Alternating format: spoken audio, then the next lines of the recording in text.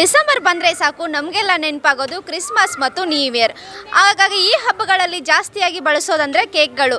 ಈ ಕೇಕ್ ಶೋಗೆ 50ನೇ ಆವೃತ್ತಿಯ cake show ಇವತ್ತು ತ್ರಿಪುರವಾಸಿನಿ ಪ್ಯಾಲೇಸ್ ಗ್ರೌಂಡಲ್ಲಿ ನಡೀತಾ ಇದೆ. ನಾವಿವತ್ತು ಆ ಕೇಕ್ ಶೋಗೆ ಬಂದಿದ್ದೀವಿ. ಹೇಗಿದೆ ಮತ್ತು ಇಲ್ಲಿನ ಥೀಮ್ ಏನು ಅದನ್ನೆಲ್ಲ ನೋಡ್ಕೊಂಡು ಬರೋಣ ಬನ್ನಿ.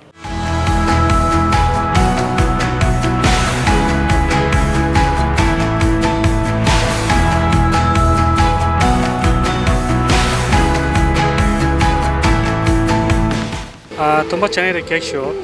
ರಾಮ ಮಂದಿರ ಎಲ್ಲ ತುಂಬ ಚೆನ್ನಾಗಿದೆ. ಮತ್ತು ಅಲ್ಲಿ ಗ್ರೀನ್ ಒಂಥರ ಕ್ರಿಸ್ಮಸ್ ಟ್ರೀ ಎಲ್ಲ ಮಾಡಿದ್ದಾರೆ. ಅದು ತುಂಬ ಇಷ್ಟ ಆಯಿತು.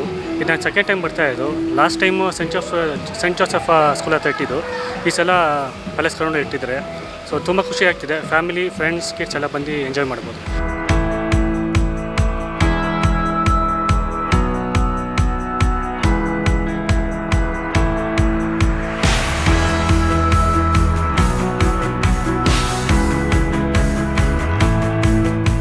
ಚೆನ್ನಾಗಿದೆ cake show. Actually last time ಬೇರೆ ಕಡೆ ಇತ್ತು ಇದು.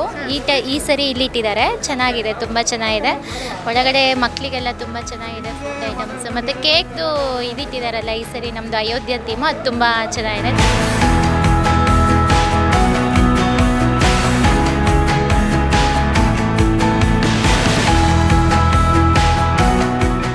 ಈ ಸಲ ಆ್ಯಕ್ಚುಲಿ ಫಸ್ಟ್ ಟೈಮ್ ಬಂದಿರೋದು ಕೇಕ್ ಶೋಗೆ. ತುಂಬ ಚೆನ್ನಾಗಿತ್ತು. ರಾಮ ಮಂದಿರಿಂದ ಅವರು ಕಾರ್ಟೂನ್ವರೆಗೆ ಎಲ್ಲ ಮಾಡಿದ್ರು.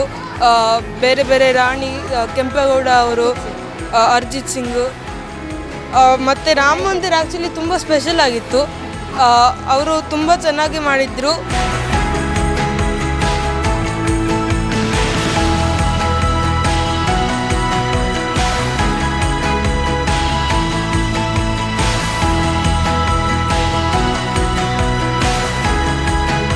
ಒಟ್ಟಾರೆಯಾಗಿ ನೋಡಿದ್ರಲ್ಲ, ಕೇಕ್ ಶೋನ ಮೇನ್ ಥೀಮ್ ಆಗಿ ಅಯೋಧ್ಯೆಯ ರಾಮ ಮಂದಿರ ಹಾಗೂ ಕ್ರಿಸ್ಮಸ್ ಟ್ರೀ ಆಗಿತ್ತು.